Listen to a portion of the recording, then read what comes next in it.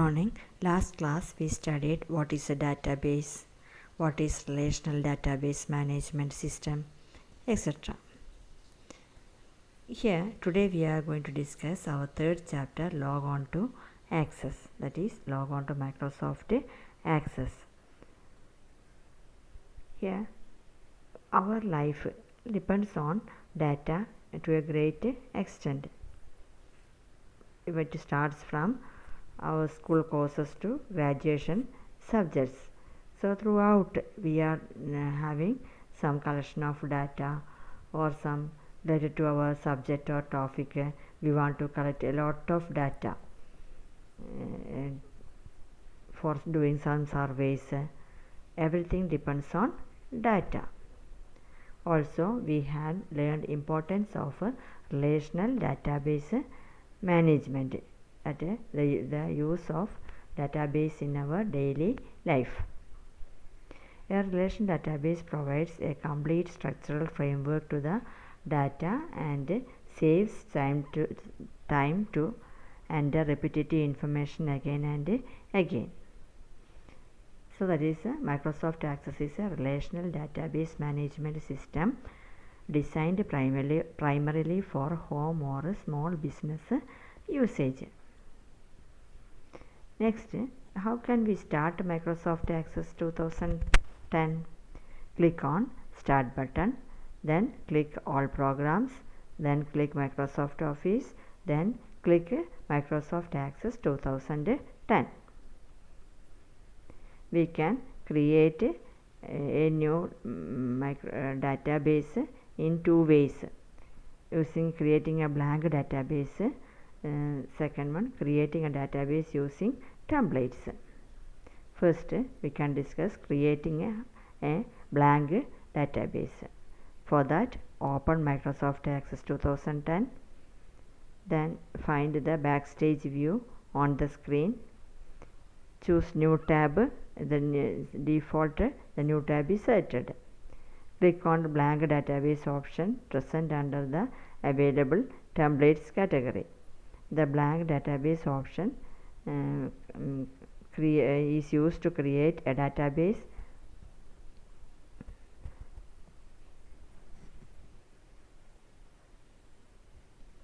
the blank database task pane appears on the right side that prompts you to create a file. We want to specify the file name in the file name text box. We can change the location of the file by clicking on the browse button next to the file name box. Then click on create button. We will create a database with an empty table named table 1 in datasheet view. The table has an empty row and the cursor is placed in the first empty cell in the click to add column. We will notice an asterisk symbol. Asterisk means star sign.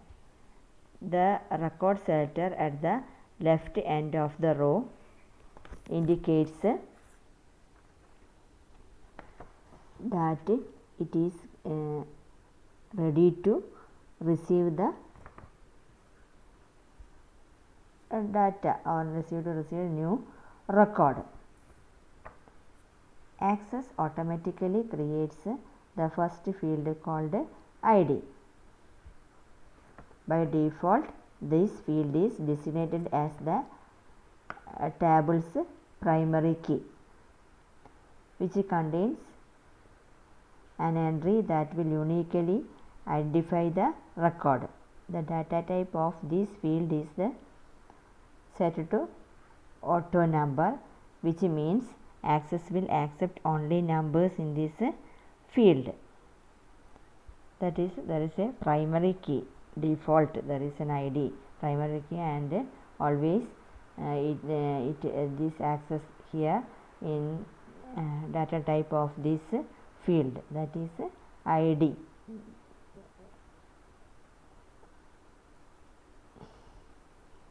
Here it receives only the numbers. The data type here it is auto number, which means Access will accept only numbers in this field. Next, creating a database using templates. What are templates? Templates are ready-to-use database objects that contain various types of tables, queries, forms, etc. It is the easiest ways to create a database. They are needed to perform specific tasks and help to speed up the database creation process. Now, how can we start with using templates? Start MS Access 2010. The backstage view of Access appears on the screen. By default, the new tab is selected. Click on the Sample Templates option under the Available Templates category. Select a template from the displayed list. Here we have selected the student's template. On the right side of the backstage view, Access displays the file name box, and below this box it displays the default location where the database will be created. Change the file name as desired. We can also save the database in a different folder by clicking on the Browse button. Place next to the name box. Click on Create button. Access creates the database and displays a table in form view in which we can begin to enter the data. It contains the fields which are relevant to the students list. So that is creating a database using templates. Next, views of a table. You can work on a table in two views, that is design view and datasheet view. Design view means design view is divided into two parts: field grid pane and field properties pane. In this pane, we can define the field names. Field grid pane, we can define the field names, their data types and description. Field properties pane, the section is used to set up properties for the fields defined in the table. Next, datasheet view. Datasheet view is used to enter data in a table. This view displays a table as a grid. The fields are displayed as columns and the records are displayed as rows. When we double click on the table name, the navigation pane, it opens the table in datasheet view. Next, switching between views. Microsoft Access allows us to switch from one view to another. Click on view option, first point. Two options are there. Click on the view option on the home tab in the views group to change the desired view, or click on design view or datasheet view buttons at the right corner of the status bar. That is switching from between views. Rules for naming a field. As we already know that a table has multiple fields and each field is unique to a table. Each field has its own name and data type. The rules for naming a field are: field name can range from 1 to 64 characters. Field name can include letters, numbers and many special characters. Generally, a sign of underscore is used. Field name cannot start with a blank space. You can change the properties of a field name, the storage, we can change the properties of a field name, that is storage size, format and validation rule by specifying certain characters in the field properties pane. That is, what are the rules for naming a field? File name can range from up to 1 to 64 characters.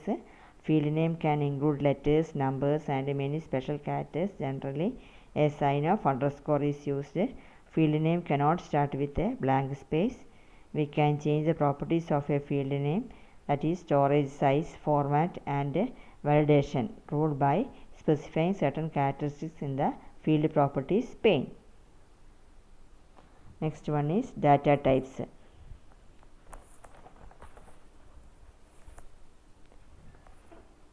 Data types are used to declare the fields of a table.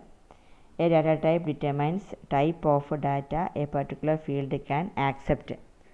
Once a data type is defined, we cannot enter a different type of data. That is, if we try to do so, an error message will be displayed. The following table describes the available data types.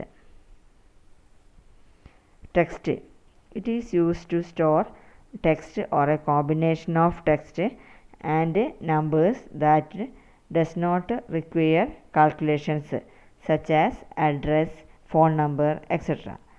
These fields with this data type can have a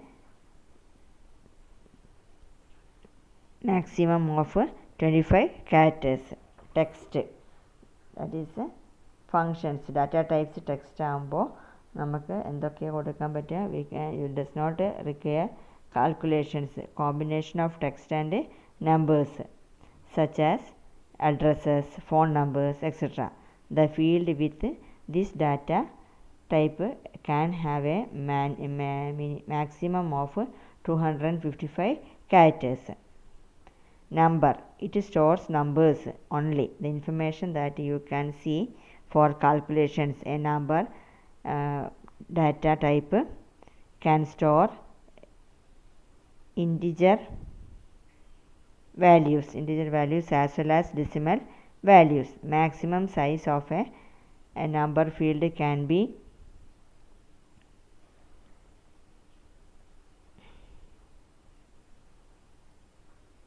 16 bytes. Next one is memo. It stores text and numbers up to 65,536 characters. It is used for descriptive files. That is memo. Next data type is date and time format. It stores date type information, the date of birth, date of joining, date of leaving, etc. The maximum size used for the data type is 8 bits. Calculations,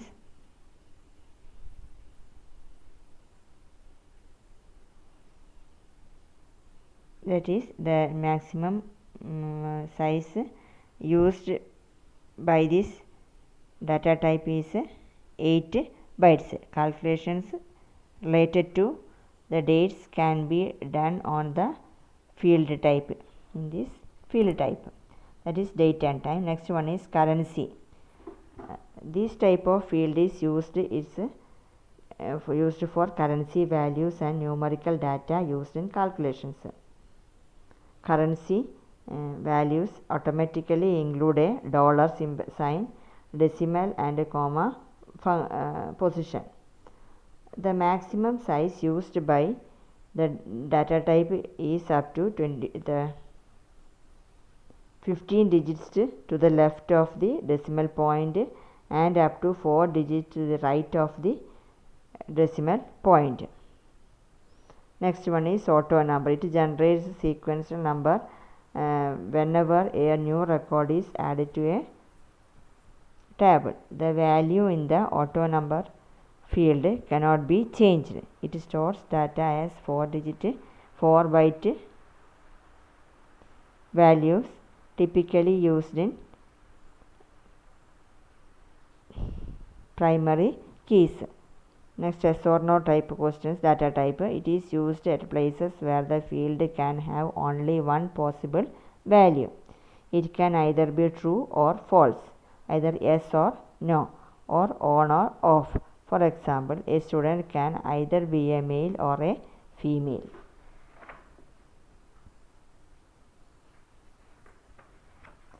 Next data type. Next data type is OLE.